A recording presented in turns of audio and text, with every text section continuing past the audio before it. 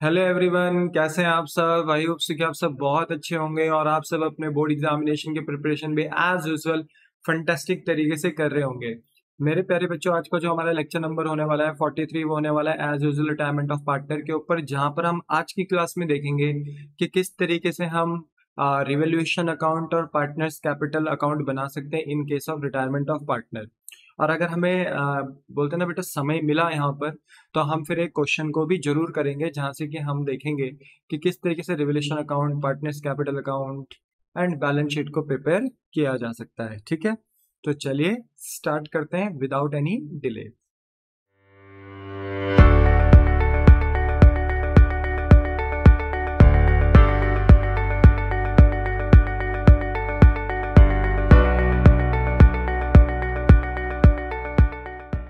ना एवरीवन, आज का जो हमारा पॉइंट है वो है how to prepare revolution account, partners capital account and balance sheet. मेरे बच्चे, ये ऑलरेडी सारे काम आप कर चुके हो, change in profit sharing ratio में, एडमिशन ऑफ पार्टनर में, एंड सेम एज यूजुअल काम आप यहाँ रिटायरमेंट में भी करोगे। ठीक है, अब देखो सेम ये काम क्यों हो रहे हैं, सेम आप बोलते ना पैटर्न आप देख पा रहे होंगे। चेंज इन पीएसआर में भी हमने revolution account, partners capital account, balance sheet बनाया। एडमिशन में भी हमने सेम फुल फ्लैज क्वेश्चन जो revolution account, partners capital, balance sheet का था वो किया। यहाँ पर भी हम सेम यही कर रहे हैं बेटा। ऐसा क्यों? क्योंकि बेटा तीनों चैप्टर्स में, like change in PSR, admission of partner, retirement of partner, तीनों में सिमिलरिटी है कि रिकॉन्स्टिट्यूशन हो रहा है, यानी पार्टनर्स के बीच में एग्रीमेंट चेंज हो रहा है। तो बेटा जब भी पार्टनर्स के बीच में एग्रीमेंट चेंज होता है, यानी प्रॉफिट शेयरिंग रेशियो चेंज हो जाता है, चाहे रीजन कुछ भी हो, चाहे पार्टनर खुद से बीच अपना आपस के बीच का रेशियो चेंज कर दे, like change in ratio among existing partner, ठीक है ना, हम इसको चेंज इन पीएसआर भी बोलते हैं। लाइक या तो एडमिशन ऑफ पार्टनर की वजह से हो, हम नए पार्टनर को बिजनेस में एडमिट कर रहे हैं तो उसकी वजह से भी एग्रीमेंट चेंज हो जाता है। या मान लीजिए कि पार्टनर रिटायर्ड हो रहा हो, जो कि हमारा करंटली चैप्टर चल रहा है। तो अगर पार्टनर रिटायर्ड हो रहा है बेटा, तो उससे भी पार्टनर्स के बीच में एग्रीमेंट चेंज हो रहा है। पहले एबीसी पार्टनर्स थे, सी पार्टनर बेटा आपका रिटायर्ड हो गया, तो अब बताइए पार्टनर कौन बच गए हैं फर्म के अंदर, remaining partners A and B.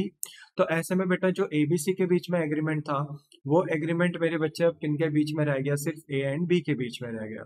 तो रिकॉन्स्टिट्यूशन हो रहा है। दैट्स वाई इस चैप्टर में भी आपको सेम काम करना है बेटा। रिवोल्यूशन अकाउंट बनाना है, पार्टनर्स कैपिटल अकाउंट बनाना है एंड बैलेंस शीट बनाना है, क्योंकि यहाँ पर भी रिकॉन्स्टिट्यूशन हो रहा है।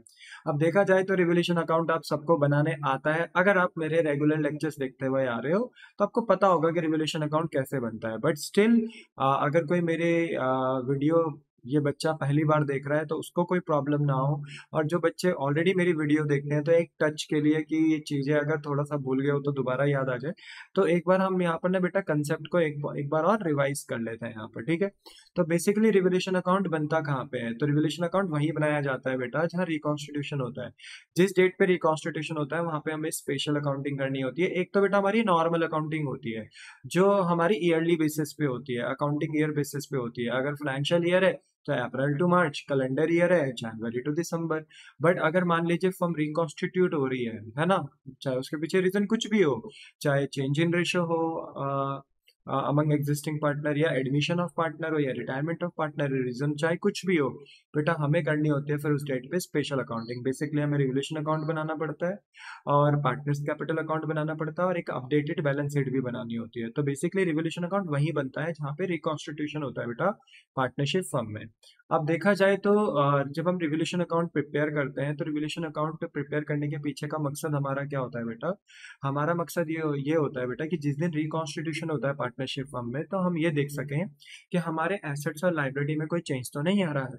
और अगर हमारे एसेट्स और लाइबिलिटी में चेंज आ रहा है बेटा, तो उस चेंज को हम रिकॉर्ड करते हैं एक स्पेशल अकाउंट में, जिसका नाम है रीवैल्यूएशन अकाउंट। बेसिकली इस अकाउंट में बेटा हम ये देखते हैं कि अगर एसेट्स और लाइबिलिटी में चेंज आया, और वो चेंज या तो हमें दे रहा है फायदा यानी इनकम, या वो चेंज हमें दे रहा है नुकसान यानी एक्सपेंस। या तो फेवरेबल चेंज आ रहा है एसेट्स लाइबिलिटी में, या अनफेवरेबल चेंज आ रहा है एसेट्स एंड लाइबिलिटी में। तो उससे जो हमें फायदा नुकसान होता है, इनकम एंड एक्सपेंस होता है, उसको हम यहाँ इस स्पेशल अकाउंट में, रिवोल्यूशन अकाउंट में रिकॉर्ड करते हैं। ठीक है, बेसिकली जो भी एसेट चेंज होंगे आप उनको यहाँ पर रिकॉर्ड करोगे, जो भी लाइबिलिटीज चेंज होंगी उनको आप यहाँ पे रिकॉर्ड करोगे। पर बेटा बैलेंस शीट में एसेट साइड से कुछ ऐसे एसेट्स भी होते हैं बेटा, जो कभी रिवोल्यूशन अकाउंट में ट्रांसफर होते ही नहीं है, क्योंकि उनमें कभी कोई चेंज ही नहीं आता। जैसे कैश बैंक। बेटा जो कैश होता है हमारे हाथ में या हमारा जो बैंक में अकाउंट होता है, उनका तो कोई मार्केट नहीं होता ना, एक्टिव मार्केट। लाइक कोई कैश या बैंक मार्केट में खरीदे थोड़ी बेचे जाते। मेरा अकाउंट है लाइक एसबीआई पीएनबी में, तो क्या मैं अपने अकाउंट को बेचता रहता बेटा मार्केट में? The answer is no. ऐसा पॉसिबल हो भी नहीं सकता। तो जो कैश बैंक है ना बेटा, वो मार्केट में खरीदे बेचे नहीं जाते। दैट्स वाई उनका कोई मार्केट नहीं होता। जब मार्केट नहीं है तो वैल्यू चेंज ही नहीं होगी। बोलो क्या आपको बात समझ में आ गई? हाँ। दूसरा बेटा, आपने देखा था कि हमारे पास बैलेंस शीट में कुछ फिक्टिशियस एसेट्स होते हैं और एक परचेज गुडविल भी होती है, जिसे हमें राइट ऑफ करना होता है, यानी अपने पार्टनर्स के बीच में बांटना होता है। वो दिखते तो हमें एसेट साइड है, बट हमें उन्हें राइट ऑफ करना होता है। जैसे फिक्टिशियस एसेट हो गया, पीएनएल का debit balance, preliminary expense, deferred advertisement expense, ये अनडिस्ट्रीब्यूटेड लॉसेस होते हैं, हम इनको फिक्टिशियस एसेट भी बोलते हैं। ये ऐसे लॉस थे, हैवी लॉसेस थे, जो पार्टनरशिप फर्म ने पीएनएल में राइट ऑफ कर देने चाहिए थे, but due to heavy nature, इनका नेचर बहुत ज्यादा हैवी था, अमाउंट बहुत ज्यादा हैवी था, तो बिजनेस इसको पीएनएल अकाउंट में राइट ऑफ नहीं कर पाई। तो मीनवाइल इन्होंने एसेट साइड ये लॉसेस दिखा रखे हैं, है ना। तो इनको हम फिक्टिशियस एसेट भी बोलते थे, है ना। पीएनएल का debit balance, preliminary expense, deferred advertisement expense. तो ये जो हमारे फिक्टिशियस एसेट हमें दिख रहे हैं, ये भी बेटा कभी भी रिवोल्यूशन अकाउंट में ट्रांसफर नहीं होंगे। रीजन बिंग क्यों? लॉसेस है बेटा। लॉसेस थोड़ी मार्केट में बिकते हैं। मेरा 1 लाख रुपए का लॉस है मान लो कोई, तो आप खरीदोगे मुझसे? नहीं। तो लॉसेस थोड़ी मार्केट में खरीदे बेचे जाते। जब एक्टिव मार्केट नहीं है तो कोई भी चेंज नहीं होगा। जब चेंज नहीं होगा तो रिवोल्यूशन अकाउंट में नहीं आएगा। बोलो क्या आपको बात समझ में आ गई? दूसरी बात मेरे बच्चे यहाँ पर ये है कि एक परचेज गुडविल भी होती है। देखा जाए परचेज गुडविल, मैं बार बार बता चुका हूँ, बैलेंस शीट के एसेट साइड हमें दिखती है। वो एक ऐसी गुडविल है जो हमने किसी दूसरे बिजनेस को जब बाय करा था, तो उस बिजनेस की गुडविल भी हमने बाय कर ली थी।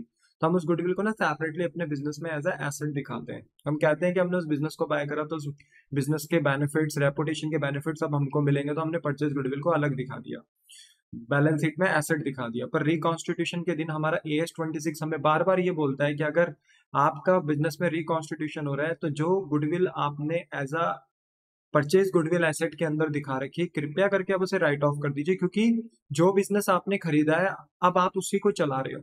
और अगर आप उसको चला रहे हो, तो अब वो गुडविल भी, परचेज गुडविल भी आप ही की फर्म की गुडविल के अंदर मिक्स हो चुकी है। तो अब उसे अलग से दिखाना बैलेंस शीट में रीजनेबल नहीं रहेगा, तो कृपया करके राइट ऑफ करो। तो अगर परचेज गुडविल को भी एसेट साइड से आप राइट ऑफ करते हो मेरे बच्चे, तो ठीक है, वो तो खत्म हो रहा है। आप अपने एसेट को राइट ऑफ कर रहे हो तो बिजनेस को नुकसान हो रहा है, क्योंकि वो बिक तो रहा है नहीं, पर बिजनेस अपने एसेट को खत्म कर रही है, तो उससे होने वाला नुकसान हम पार्टनर को बांट देते हैं। तो बेसिकली बैलेंस शीट से में एसेट साइड से, जैसे कैश हो गया, बैंक हो गया, ठीक है, कोई फिक्टिशियस एसेट है या कोई परचेज गुडविल है, तो हम उसको बेटा रिवोल्यूशन अकाउंट में ट्रांसफर ही नहीं करते, क्योंकि ये मार्केट में बिकते ही नहीं है, ना खरीदे जाते हैं। इनका कोई एक्टिव मार्केट नहीं होता मेरे बच्चे। दैट्स वाई ये चीजें रिवोल्यूशन में ट्रांसफर नहीं होती। इसके अलावा और कोई एसेट आपको दिख रहा है, plant and machinery, building, land, furniture, fixture, ठीक है, स्टॉक, डेटर, ठीक है, बिल रिसीवेबल, यस, आप उनको यहाँ रिकॉर्ड कर सकते हो, कोई मना नहीं है, ठीक है। और थोड़ा सा माइंड लगाना है बेटा, कि बोलते हैं ना कि प्रेजेंस ऑफ माइंड लगाना है, कि आप ये देखो जो एसेट चेंज हो रहा है, क्या उसका एक्टिव मार्केट है कि नहीं है। वैसे तो क्वेश्चन में बता दिया जाएगा ये एसेट चेंज हो रहा है, तो जो एसेट चेंज हो रहा है उसे रिवोल्यूशन में ही डालना है। पर आपको ना बेटा देखो, क्रिटिकल थिंकिंग लेते हुए चलना है, बिल्कुल डीप एनालिसिस करते हुए चलना है, क्योंकि आप मुझसे पढ़ रहे हैं ठीक है, तो आपको डीप एनालिसिस करते हुए चलना है। आपको सिर्फ चीजें रटनी नहीं है, हाँ भाई चेंज हो गया हम रिकॉर्ड कर देंगे, भाई क्यों, क्यों रिकॉर्ड करना है वो पता होना चाहिए। कैश बैंक क्यों नहीं रिकॉर्ड करते हैं यहाँ पे, लॉसेस को क्यों नहीं रिकॉर्ड करते हैं यहाँ पे, कोई अगर परचेज गुडविल है तो उसको यहाँ पर क्यों नहीं रिकॉर्ड कर रहे हैं, बिकॉज उनमें कोई चेंज नहीं है, उनका कोई एक्टिव मार्केट नहीं है। तो आपको लॉजिक्स पता होने चाहिए, ठीक है। फिर अगर हम लाइबिलिटी साइड से बात करें, तो जैसे कैपिटल्स हो गई बेटा, वो इंटरनल लाइबिलिटी होती है। कैपिटल एक इंटरनल लाइबिलिटी होती है बिजनेस के लिए, क्योंकि कैपिटल जो लगाया है वो ओनर्स ने लगाया है। कल के दिन अगर हमने पे करना है तो किसको पे करना है, अपने ओनर्स को पे करना है। वो पैसा कभी बंद होगा बिजनेस, तो कैपिटल का पैसा हम अपने मालिकों को पे करेंगे। तो उनके लिए ना एक सेपरेट अकाउंट बनाया जाता है, पार्टनर्स कैपिटल अकाउंट, जो आप बनाते हुए आ रहे हो बेटा, इवन तो फर्स्ट चैप्टर से बनाते हुए आ रहे हो। और अब तो बोलने की भी जरूरत नहीं है, आपको तो ये भी पता है, 2 मेथड होते हैं कैपिटल के, एक फिक्स्ड कैपिटल मेथड होता है, एक फ्लक्चुएटिंग कैपिटल, चैप्टर नंबर 1 में पढ़ा था आपने, याद करो, फंडामेंटल ऑफ पार्टनरशिप के अंदर। तो मेरे बच्चे, पार्टनर्स कैपिटल के लिए हम सेपरेट अकाउंट बनाते हैं। और क्या नहीं आता बेटा लाइबिलिटी साइड से, और कौन कौन सी ऐसी इंटरनल लाइबिलिटीज होती है? एक तो कैपिटल हो गया, दूसरा दूसरा होता है बेटा अनडिस्ट्रीब्यूटेड प्रॉफिट। याद है 4 टाइप के अनडिस्ट्रीब्यूटेड प्रॉफिट होते थे, एक होता था पीएनएल का क्रेडिट बैलेंस, एक होता था जनरल रिजर्व। तो बेटा जो पीएनएल का क्रेडिट बैलेंस और जनरल रिजर्व होता है ना, जो हमें बैलेंस शीट की लायबिलिटी साइड दिखता है, तो हम उस प्रॉफिट को भी बोलते हैं ना रिवोल्यूशन में ट्रांसफर नहीं करते। क्या आप खुद बताओ, क्या प्रॉफिट मार्केट में बिकते हैं? मैंने 1 लाख रुपए का प्रॉफिट कमाया, मैं किसी को इसे 1.5 लाख रुपए का बेच दूंगा? ऐसा होता है क्या? मतलब खुद सोचो कि यार तुम्हें लॉजिकल लग रहा है कि प्रॉफिट कमाया और हम उसे बेच रहे हैं? ऐसा नहीं होता। तो प्रॉफिट जो हमने बचा रखा है हम उसे बेच थोड़ी सकते हैं। तो बेटा पीएनएल का क्रेडिट बैलेंस हो गया, जनरल रिजर्व हो गया, वो ट्रांसफर नहीं होते हैं रिवोल्यूशन अकाउंट में, क्योंकि उन लाइब्रेरीज में चेंज ही नहीं आता। ठीक है, फिर उसके बाद और कौन सी इंटरनल लाइब्रेरीज हमें दिखती है? 2 प्रॉफिट तो मैंने बता दिए, 2 प्रॉफिट और होते हैं बेटा, और इनमें आपको थोड़ा सा ध्यान रखना होता है, जो कि होता है वर्कमैन कंपनसेशन रिजर्व, आईएफआर। देखो टोटल 4 प्रॉफिट होते हैं, एक पीएनएल और जनरल रिजर्व। इसके बारे में मैं बता चुका हूँ, इनमें चेंज ही नहीं होता है और ये कभी रिवोल्यूशन अकाउंट में ट्रांसफर ही नहीं होते, क्योंकि डायरेक्ट पार्टनर को डिस्ट्रीब्यूट किया जाता है in case of retirement. Same admission में भी यही था कि जो प्रॉफिट्स होते हैं उनको हम पार्टनर्स के बीच में डिस्ट्रीब्यूट करते हैं। पर जो हमारे पास रेस्ट 2 प्रॉफिट्स होते हैं बेटा, workman compensation reserve and IFR, इनमें हमें थोड़ा सा ना बोलते हैं ना बेटा, थोड़ा ध्यान से चलना होता है। वर्कमैन कंपनसेशन रिजर्व और आईएफआर नो डाउट पार्टनर्स के बीच में बटेंगे, बट हम ये देखते हैं कि जो वर्कमैन कंपनसेशन रिजर्व में जो क्लेम आ रहा है वर्कर्स का, क्या वो रीजनेबल है? मतलब उतना है जितना रिजर्व बनाया है। अगर जितना रिजर्व बनाया है उतना क्लेम आ रहा है तो ठीक है। उससे कम आ रहा है तो जितना रिजर्व बच गया पार्टनर के बीच में बांट देते हैं।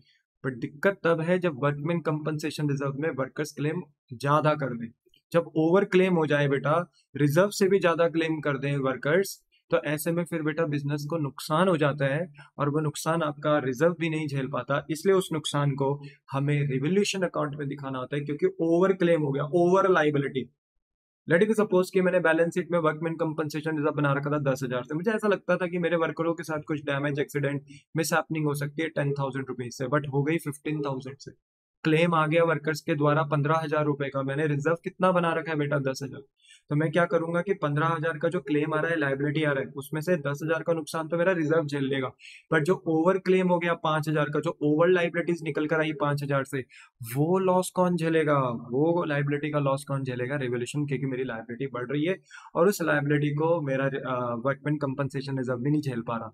तो ओवर क्लेम हो गया तो रिवोल्यूशन अकाउंट में जाएगा। समझ में आना? ये बातें ध्यान में रखनी है, मैंने लास्ट क्लास में बताया भी था, एंट्रीज भी करी थी बेटा हमने। तो अगर आपको बोलते ना कुछ भी प्रॉब्लम आ रही तो मेरे पास लेक्चर जरूर देख कर आए, आपको कोई प्रॉब्लम नहीं होगी। ठीक है, दूसरी बात, फिर आईएफआर की बात करते हैं हम, इन्वेस्टमेंट फ्लक्चुएशन रिजर्व की। तो सेम ये भी हमारा एक अनडिस्ट्रीब्यूटेड प्रॉफिट होता है, लायबिलिटी साइड दिखता है। तो मेरे बच्चे जो आईएफआर होता है, इन्वेस्टमेंट फ्लक्चुएशन रिजर्व, वो इन्वेस्टमेंट में होने वाले फ्लक्चुएशंस के लिए बनाया जाता है, कि इन्वेस्टमेंट में होने वाले फ्लक्चुएशन से अगर कोई लॉस हुआ तो उस लॉस की भरपाई आईएफआर से कर दी जाएगी। अब वही बात है कि इन्वेस्टमेंट आपका चेंज हुआ, घटा इन्वेस्टमेंट, और आपको नुकसान हुआ, और वो नुकसान आपके रिजर्व से माइनस हो रहा है। ठीक है, और रीजनेबल लॉस हो रहा है, मतलब आईएफआर से ज्यादा नहीं हो रहा, इन्वेस्टमेंट फ्लक्चुएशन रिजर्व से ज्यादा लॉस नहीं हो रहा है, पर रिजर्व से ज्यादा नहीं हो रहा। तो ठीक है, आपका आईएफआर आराम से उसे झेल लेगा, और जो भी आपका बोलते हैं ना कि आईएफआर में रिजर्व बच जाएगा वो पार्टनर को बांट देंगे, कोई प्रॉब्लम नहीं। पर प्रॉब्लम कहाँ निकल कर आती है? अगर इन्वेस्टमेंट में चेंज हुआ और चेंज होने से आपको लॉस हुआ, इन्वेस्टमेंट की वैल्यू डाउन हो गई, और इतनी डाउन हो गई कि आपको इतना ज्यादा लॉस हो गया कि आपका आईएफआर भी उसे नहीं झेल पा रहा। जितना झेल रहा है ठीक है, पर जितना ओवर इन्वेस्टमेंट में लॉस हो गया, तो वो लॉस अब कौन झेलेगा? आपका रिवोल्यूशन अकाउंट झेलेगा। बोलो बात समझ में आई? तो ठीक है, कैपिटल कहाँ ट्रांसफर होती है? पार्टनर्स कैपिटल में, because they are internal liability. Partners capital account बनाए, कोई प्रॉफिट है, 4 टाइप के प्रॉफिट है, PNL, general reserve, workman compensation reserve, IFR, ये लायबिलिटी साइड देखते हैं बेटा हमें। तो ये प्रॉफिट भी हम पार्टनर को बांटेंगे, बट वर्कमैन कंपनसेशन रिजर्व और आईएफआर में थोड़ा ध्यान रखना है बस, कि अगर वर्कमैन कंपनसेशन रिजर्व में ओवर क्लेम आ गया, आईएफआर में अगर ओवर लॉस आ गया इन्वेस्टमेंट से, तो फिर वो ओवर क्लेम और ओवर लॉस कौन झेलेंगे? Revolution account झेलेंगे। बोलो बात समझ में आ गई?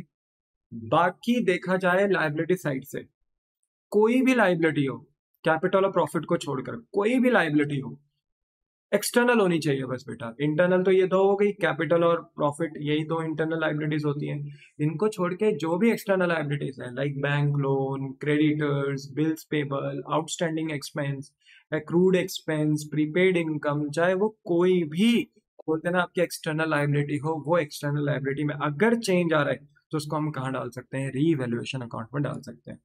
तो एसेट साइड से आप सारे एसेट डालो, कोई प्रॉब्लम नहीं है, बिंदास सारे एसेट डाल सकते हो। पर कौन से नहीं डालने? कैश नहीं डालना, बैंक नहीं डालना, कोई फिक्टिशियस एसेट, पीएनएल का debit balance, preliminary expense, debit advertisement expense, ये नहीं डालना।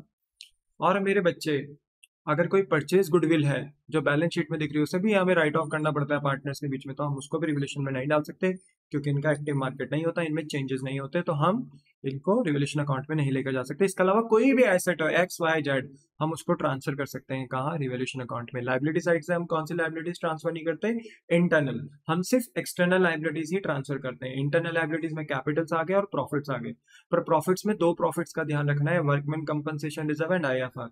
अगर वर्कमैन कंपनसेशन रिजर्व में ओवर क्लेम हो गया, इन्वेस्टमेंट फ्लक्चुएशन रिजर्व में ओवर लॉस हो गया इन्वेस्टमेंट से, तो फिर जो ओवर क्लेम आया, ओवर लॉस आया, फिर वो कौन चलेगा, रिवोल्यूशन अकाउंट चलेगा। बस बाकी जो भी एक्सटर्नल लायबिलिटी है जिनमें चेंज आ रहा है, उनको आप बिंदास कर यहाँ पे रिकॉर्ड कर सकते हो। तो ये बातें आपको ध्यान में रखनी चाहिए while you preparing your revolution account. बोलो क्लियर हो गई बात? ये सेम बातें ना बेटा हमने पहले भी पढ़ी थी, बोलते ना change in profit sharing ratio among existing partner और एडमिशन ऑफ पार्टनर में।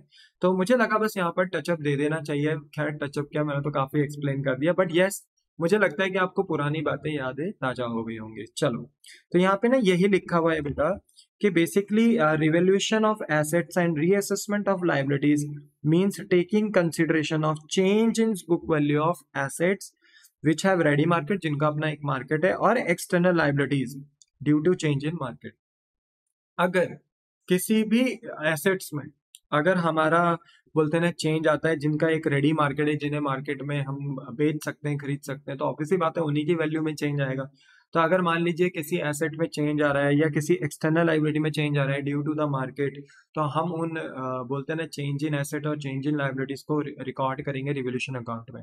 बेसिकली या तो इनके चेंज होने से फायदा होगा या नुकसान होगा, तो फायदा नुकसान हम कहाँ रिकॉर्ड करेंगे, रिवोल्यूशन अकाउंट में। ओके, देखो बेटा जब एसेट्स के चेंज की बात आती है तो उसमें रिवोल्यूशन ऑफ एसेट लिखते हैं, और लाइबिलिटी में जब चेंज की बात आती है तो उसमें रीअसेसमेंट लिखते हैं। बोलने का तरीका हमारा ठीक है, revolution of asset and reassessment of liability. देखो एसेट्स का एक्टिव मार्केट होता है, लाइबिलिटीज का एक्टिव मार्केट नहीं होता। लाइबिलिटीज मार्केट में खरीदी बेची नहीं जाती बेसिकली, ठीक है। पर लाइबिलिटी में चेंज कैसे हो सकता है, जैसे कि आपके अकाउंटेंट ने ज्यादा क्रेडिटर दिखा दिए पर थे कम, ठीक है। या मान लो कोई क्रेडिटर ऐसे थे जिनको आपने रिकॉर्ड ही नहीं किया, बट अब आपको रिकॉर्ड करना पड़ रहा है, ठीक है ना। तो हो सकता है कि आप अपनी लायबिलिटी को रीअसेस कर रहे हो, मतलब दोबारा से देख रहे हो कि हमारी लायबिलिटी ज्यादा तो नहीं बढ़ रखी है, हमारी लायबिलिटी कम तो नहीं हो रखी, तो उसी हिसाब से फिर आप अपनी लायबिलिटी को अगर चेंज करते हो तो उसके लिए हम reassessment of liabilities word use करते हैं, ठीक है। और क्योंकि एसेट्स तो मार्केट में खरीदे बेचे जा सकते हैं, तो जो बेचे जा सकते हैं उनके लिए हम रीवैल्यूएशन ऑफ एसेट लिखते हैं। तो अगर हमारा रिवैल्यूएशन ऑफ एसेट हो रहा है और रीअसेसमेंट ऑफ लायबिलिटी हो रहा है, यानी change in asset and change in liabilities due to the change in market, so इसकी वजह से मेरे बच्चे जो हमारा फायदा नुकसान होता है हम उसको रिवोल्यूशन अकाउंट में रिकॉर्ड करते हैं। डेबिट साइड बेटा एक्सपेंस की होती है और क्रेडिट साइड इनकम की होती है, ठीक है। रिवोल्यूशन अकाउंट में बेसिकली बेटा क्रेडिट साइड में क्या आएगा, अगर आपके एसेट इंक्रीज हो रहे हैं तो आपको फायदा होगा, आपकी लायबिलिटी डिक्रीज हो रही है तो आपका नुकसान और सॉरी फायदा होगा। और अगर आपको कोई खोया पाया एसेट पाया जा रहा है, कोई ऐसा एसेट जिसको आपने पहले कभी रिकॉर्ड नहीं किया था, आपके पास वो बिजनेस ही यूज कर रही थी बट बिजनेस ने उसे एज ए एसेट रिकॉर्ड नहीं किया, नाउ रिकॉन्स्टिट्यूशन के दिन पता चला कि एक हमारे पास अनरिकॉर्डेड एसेट भी है, तो आज जब इसे रिकॉर्ड करेंगे तो आपको फायदा होगा और ये सब क्रेडिट साइड में आएगा। बट अगर आप इसका अपोजिट कर दो बेटा, तो अगर आपके एसेट बढ़ नहीं रहे, घट रहे हैं, डिक्रीज इन एसेट, अगर आपकी लायबिलिटी घट नहीं रही है, बढ़ रही है, इंक्रीज इन लायबिलिटी, और अगर आपको कोई एसेट नहीं पाया गया, आपको एक लायबिलिटी पाई गई, आपने कोई लायबिलिटी बोलते ना कि रिकॉर्ड करनी थी बट आपने उसे रिकॉर्ड नहीं कर रखा है वो लायबिलिटी, लाइक कोई क्रेडिटर्स थे, आपने 10,000 रुपए से अपने क्रेडिटर सप्लाई को पेमेंट्स करनी थी बट आपने अपने बिजनेस में रिकॉर्ड ही नहीं कर रखा था। रिकॉन्स्टिट्यूशन के दिन पता चला बेटा कि एक ऐसे भी क्रेडिटर्स हैं जो बिजनेस में थे बट हमने उन्हें कभी रिकॉर्ड ही नहीं किया, तो अनरिकॉर्डेड लायबिलिटी, तो ये बेटा आपका नुकसान होता है। तो ऐसे में बेटा ये सब डेबिट साइड में आता है, ठीक है। बोलो क्या आपको बात समझ में आई? फिर आप ये देखते हो कौन सी साइड बड़ी है।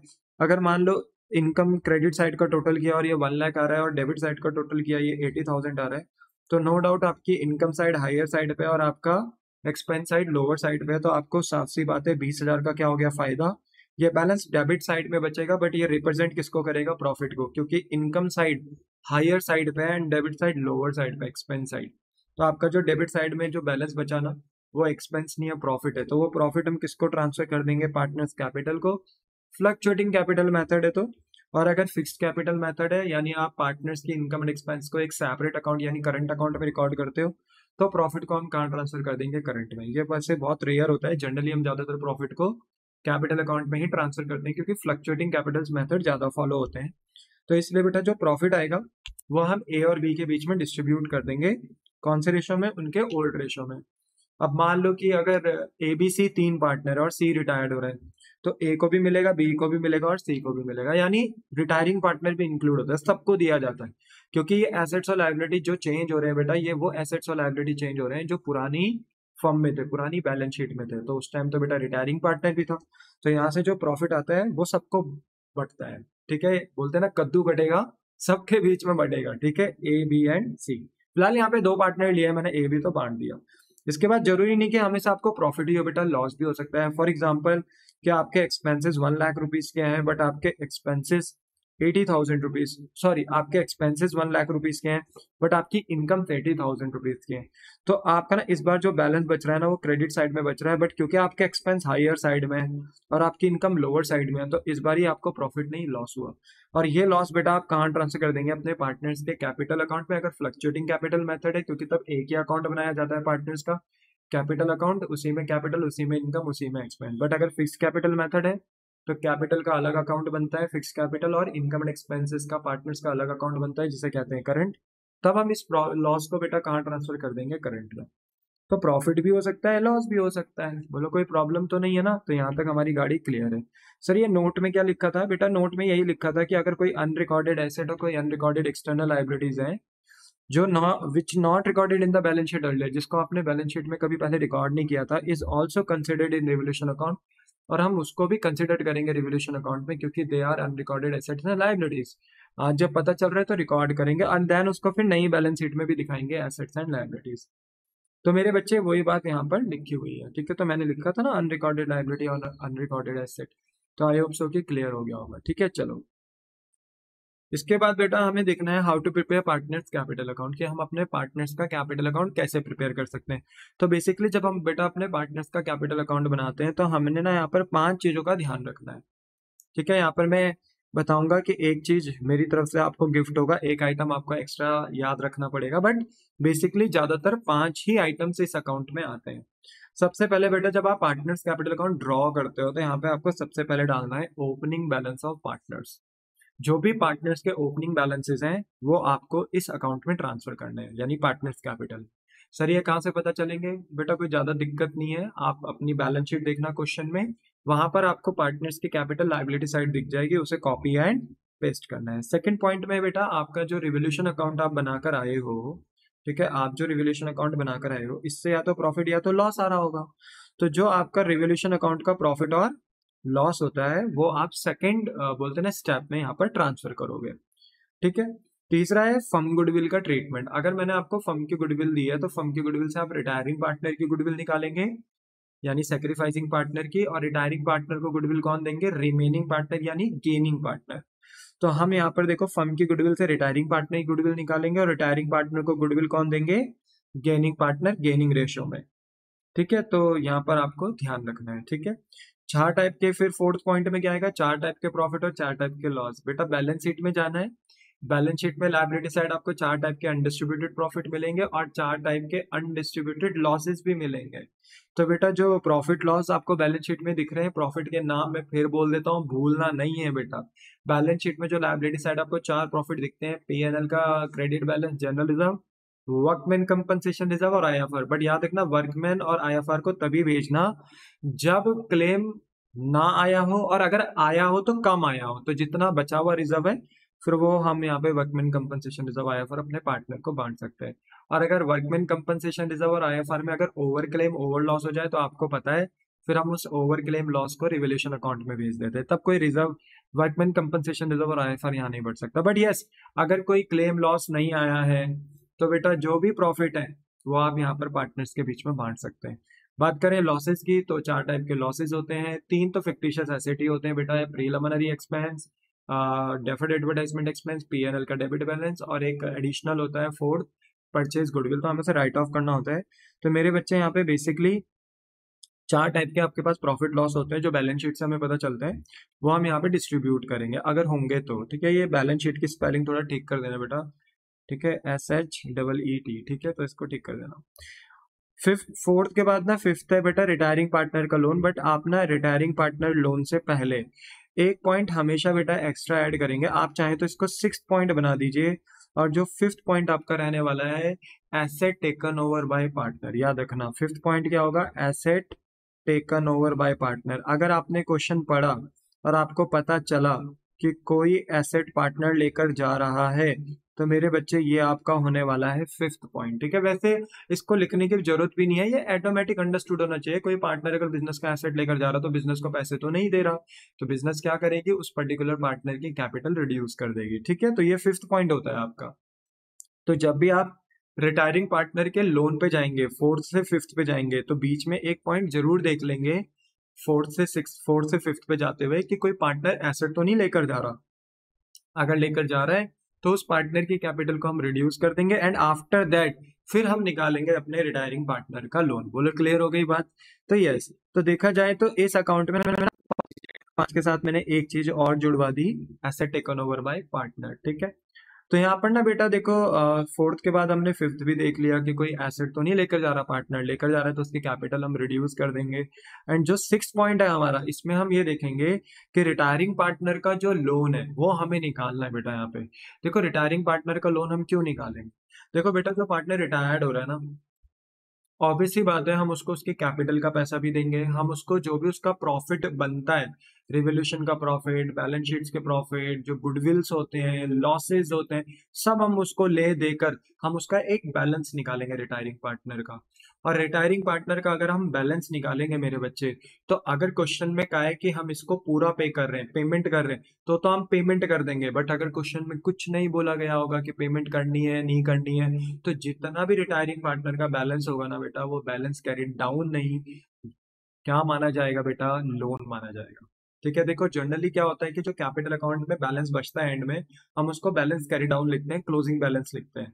बट यहाँ पे जो रिटायरिंग पार्टनर का सेक्शन होगा ना बेटा, उसको हम कैरी डाउन बैलेंस नहीं बोलेंगे, हम उसे यहाँ लोन बोलेंगे। क्योंकि देखो एक पार्टनर ना बिजनेस को छोड़कर जा रहा है, तो अब उसका ना बिजनेस के साथ कोई नाता नहीं है एज अ पार्टनर, तो इसका मतलब है कि हमें उसको उसका रिटायरिंग पार्टनर का पैसा दे देना चाहिए जितना भी बनता है उसका।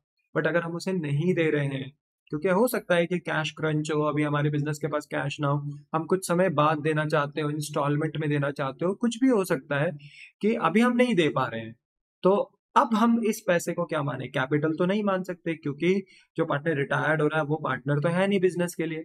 तो उसका जितना भी बैलेंस बेटा बिजनेस में बच रहा है ना, हम उसको क्या मानते हैं, लोन मानते हैं। तो यही बात है कि लोन तभी आएगा बेटा जब मैं रिटायरिंग पार्टनर को पेमेंट नहीं कर रहा। अगर पेमेंट कर रहा हूँ तो सारी पेमेंट कर रहा हूँ तब कोई लोन नहीं आएगा।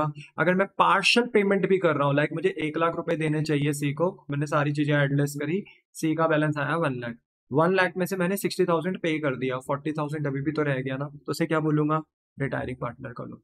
रिटायरिंग पार्टनर का लोन तब नहीं आएगा बेटा जब मैं रिटायरिंग पार्टनर को एंड में पूरा पे कर दूंगा, और अगर मैं पूरा पे नहीं कर रहा या पेमेंट ही नहीं कर रहा हूं, तो जितना भी बैलेंस है उसका क्या बनेगा, रिटायरिंग पार्टनर्स का लोन।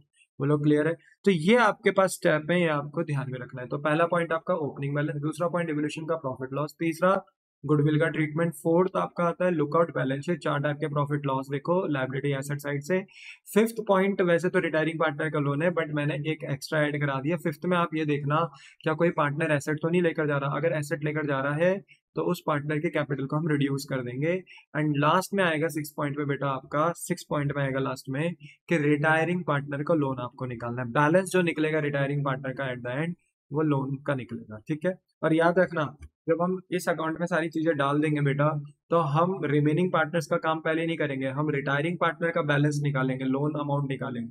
क्योंकि बेटा देखो जिसकी विदाई होती है ना उसको स्पेशल ट्रीटमेंट करते हैं। देखो नहीं, आप जब मेहमान आते हैं आपके घर में और जब वो जा रहे होते हैं घर से, तो आप सब घर घर से बाहर उन्हें छोड़ने आ जाते हो, है ना। बोलते हैं ना कि उनकी खातिरदारी करते हो, जब आते हैं तभी भी और जब जाते हैं तभी भी, क्योंकि वो आपके लिए स्पेशल है ना। वो स्पेशल मूवमेंट होता है आपके लिए। ठीक है, कि आपके मेहमान जा रहे हैं। ठीक है, हालांकि तुम्हारा मकसद ये होता था कि वो कुछ पैसे देकर जाएंगे कि नहीं देकर जाएंगे, अब देते थे कि नहीं देते थे वो तुम जानो। पर यस, जब वो जाते थे तो बोलो बाहर तक छोड़ने आते थे कि नहीं आते थे? The answer is yes. अरे सर कैसी बात करते हो आप, आगे चलो। मेरे कहने का मतलब ये है बेटा कि अगर 3 पार्टनर है तो हम सबसे पहला किसका अकाउंट फिनिश करेंगे? रिटायरिंग पार्टनर का। बाकी जो बचे हुए पार्टनर है बेटा उनका बैलेंस कैरी डाउन चलता रहेगा, क्योंकि वो आगे भी पार्टनर है। बोलो बात समझ में आ गई? The answer is yes. Sir इसको अकाउंट में कैसे दिखाएंगे? तो देखो बेटा ये अकाउंट मैंने यहाँ पर बनाया हुआ है। तो यहाँ पे देखो हम अकाउंट में इस तरीके से दिखाएंगे। मान लीजिए हमारे पास 3 पार्टनर है ABC, तो पार्टनर्स कैपिटल अकाउंट तो सभी को बनाने आता है बेटा, अब तो उम्मीद कर सकता हूँ। तो लेफ्ट हैंड साइड में पर्टिकुलर और ABC के कॉलम्स यहाँ पर प्रिपेयर होंगे, एंड राइट हैंड साइड में भी पर्टिकुलर एंड ABC के कॉलम प्रिपेयर होंगे। पार्टनर्स कैपिटल बेटा बिजनेस के लिए कैसा अकाउंट होता है? Liability account. लाइबिलिटी जितनी बढ़ेगी क्रेडिट और जितनी घटेगी डेबिट, यानी पार्टनर्स को आप जितनी फेवरेबल चीजें देते चले जाओगे बिजनेस के लिए लाइबिलिटी बढ़ती चली जाएगी, कैपिटल अकाउंट क्रेडिट होते चले जाएंगे। और जितनी अनफेवरेबल चीजें दोगे तो पार्टनर्स कैपिटल रिड्यूस हो जाएगी, बिजनेस के लिए लाइबिलिटी भी कम हो जाएगी। बोलो बात समझ में आ गई? The answer is yes.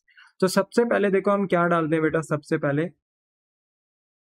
पहले यहाँ पर बेटा हम पहले पॉइंट में ओपनिंग बैलेंस डालते हैं। देखो हमने ओपनिंग बैलेंस डाला कि नहीं डाला? By balance brought down. Second point में बेटा हमारा आता है रिवोल्यूशन का प्रॉफिट या लॉस। देखो सेकंड पॉइंट ये रहा हमारा रिवोल्यूशन का प्रॉफिट। अगर आप रिवोल्यूशन से होने वाला प्रॉफिट पार्टनर्स को दोगे बेटा तो इनसे इनकी कैपिटल बढ़ेगी क्रेडिट। और अगर आप रिवोल्यूशन से होने वाला लॉस दे रहे हो, प्रॉफिट नहीं हो रहा है वहां से लॉस हो रहा है, तो ऐसे में फिर बेटा पार्टनर्स की कैपिटल बढ़ेगी नहीं, रिड्यूस हो जाएगी, डिक्रीज हो जाएगी, डेबिट हो जाएगी। ठीक है। थर्ड पॉइंट में बेटा हम गुडविल का ट्रीटमेंट करते हैं। तो बेटा जो गेनिंग पार्टनर्स हैं, लाइक अगर सी यहाँ रिटायर्ड हो रहा है, एज्यूम कर रहे हो कि सी रिटायर्ड हो रहा है, तो ऐसे में बेटा सी को गुडविल कौन देंगे? लेट बी सपोज कि ए और बी गेन कर रहे हैं एज यूजुअल, तो ए और बी गुडविल देंगे gaining partners bye gaining partners capital. ठीक है। गेनिंग पार्टनर्स के कैपिटल हम यहाँ पर बेटा यूज करेंगे रिटायरिंग पार्टनर को गुडविल देने के लिए। तो ये हमारा थर्ड पार्टनर है। ठीक है। गेनिंग पार्टनर की कैपिटल से गुडविल दी जाएगी किसको? रिटायरिंग पार्टनर को। तो रिटायरिंग पार्टनर का कॉलम हमने इंक्रीज कर दिया, कैपिटल इंक्रीज कर दिया, किसके नाम से? बाय गेनिंग पार्टनर्स के नाम से। अगर ए भी गेन करे तो by S capital, by B's capital करके हम सीस का कैपिटल बढ़ा देंगे। अब सोचो अगर ए और बी गुडविल दे रहे हैं सी को, तो सी ले भी तो रहा है किनसे? ए और बी से। तो हम ए और बी गेनिंग पार्टनर्स की कैपिटल रिड्यूस भी कर देंगे with the name of sacrificing partners capital account. तो अगर सी सेक्रीफाइस कर रहा है तो टू सीज कैपिटल, और हम ए और बी की कैपिटल कम भी कर देंगे। और ये मैंने हाईलाइट बोलते ना कि इसको हाईलाइट इसलिए करा है बेटा कि आप लोग ना इसे भूल जाते हो। आप क्या करते हो कि रिटायरिंग पार्टनर को गुडविल दे तो देते हो, है ना, गेनिंग पार्टनर के थ्रू, बट गेनिंग पार्टनर्स की ना कैपिटल कम नहीं करते सेक्रीफाइसिंग पार्टनर के थ्रू। तो प्लीज ये करना जरूरी है। अगर मैं आपको बोलते ना 100 रुपए दे रहा हूँ तो आप मुझसे 100 रुपए ले भी तो रहे हो ना। तो वही वाली बात है कि अगर गेनिंग पार्टनर्स गुडविल दे रहे हैं सी को, तो आपने सी का कॉलम तो बढ़ा दिया गेनिंग पार्टनर्स के कैपिटल के through, by S capital by बीस कैपिटल करके सीज का कैपिटल बढ़ा दिया। पर सीज ए और बी का कैपिटल घटाएगा भी तो एक बी और कैपिटल घटाएगा कौन? सीज। तो टू सीज कैपिटल करके ए और बी का उतना कैपिटल अकाउंट रिड्यूस भी करेंगे। तो इस बात का ध्यान रखना इंपॉर्टेंट है, इसलिए शेडेड रीजन में करा, हाईलाइट किया है बेटा। फोर्थ पॉइंट क्या है मेरे बच्चे? ये थर्ड था आपका। ठीक है। थर्ड फोर्थ क्या था? Lookout balance sheet. तो बैलेंस शीट में जो प्रॉफिट्स हैं लायबिलिटी साइड उनको यहाँ पर आप बांट देंगे। बैलेंस शीट में अगर कोई लॉसेज हैं तो उनको आप डेबिट साइड में बांट देंगे, क्योंकि उनसे पार्टनर की कैपिटल रिड्यूस होगी। और फिफ्थ में बेटा ना एक पॉइंट एक्स्ट्रा यहाँ पे लिख देना, टू एसेट अकाउंट। अगर कोई पार्टनर एसेट लेकर जा रहा है, तो जो भी पार्टनर बेटा एसेट लेकर जा रहा है, जो भी पार्टनर एसेट लेकर जा रहा है, उस पार्टनर का कैपिटल अकाउंट आप क्या कर दोगे? रिड्यूस कर दोगे। अगर ए लेकर जा रहा तो ए की कैपिटल कम कर दो, बी है तो बी की कैपिटल कम कर दो, सी है तो सी की कैपिटल कम कर दो। तो ये हो गया आपका फिफ्थ पॉइंट। बोलो क्लियर है? और अब आप सिक्स्थ में क्या देखोगे? अब आप देखो सब कुछ चीजें डाल चुके होंगे, तो अब आपको क्या करना है मेरे बच्चे? अब आपको ये देखना है सबसे पहला किसका टोटल करना है? सी का।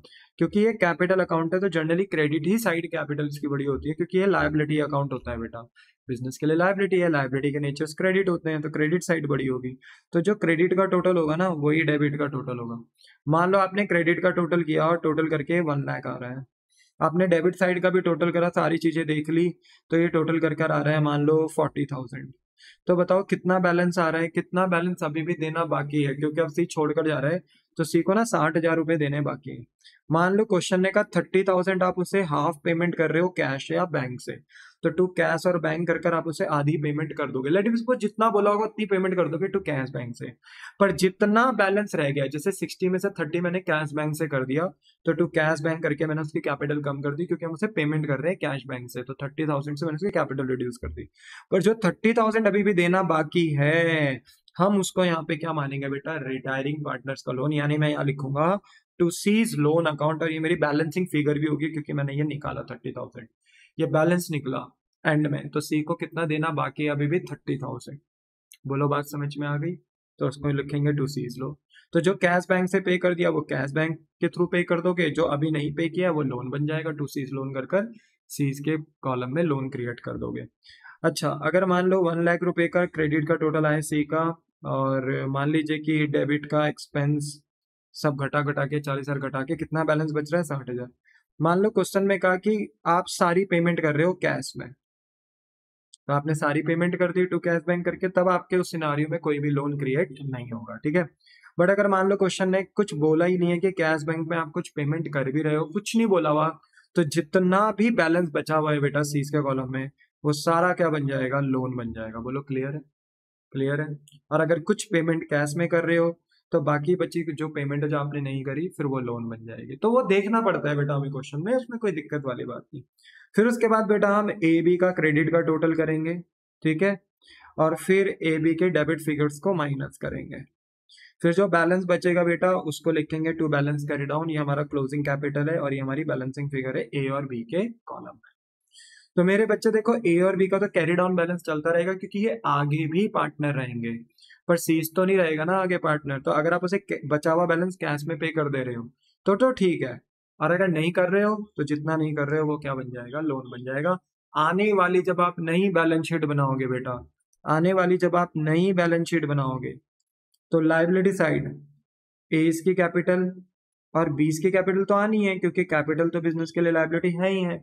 पर अब एक नई लाइबिलिटी आ जाएगी, सीज लोन, क्योंकि सीज अब पार्टनर नहीं है, तो सी को जितना बैलेंस नहीं दिया, सीज लोन बनेगा। जो अमाउंट है वो आप यहाँ बैलेंस शीट में लिख देंगे लाइबिलिटी साइड।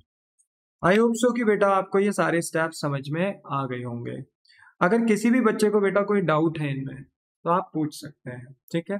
अब देखा जाए तो क्वेश्चन बेटा मैं नेक्स्ट क्लास में ही कराऊंगा अब, क्योंकि वरना क्लास लंबी हो जाएगी।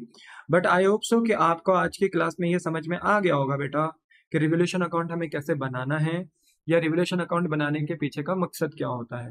हालांकि जब क्वेश्चन करेंगे तो वहां पे आपको और अच्छे से समझ में आ जाएगा कि रिवोल्यूशन अकाउंट सॉल्व कैसे करते हैं। फॉर्मेट आपको समझ में आ गया आज की क्लास में, ठीक है। सेम पार्टनर्स कैपिटल में कितनी चीजें आती हैं वो भी आप देख चुके हो, ठीक है। और कैसे पार्टनर्स कैपिटल अकाउंट बनाना है वो भी आप देख चुके हो।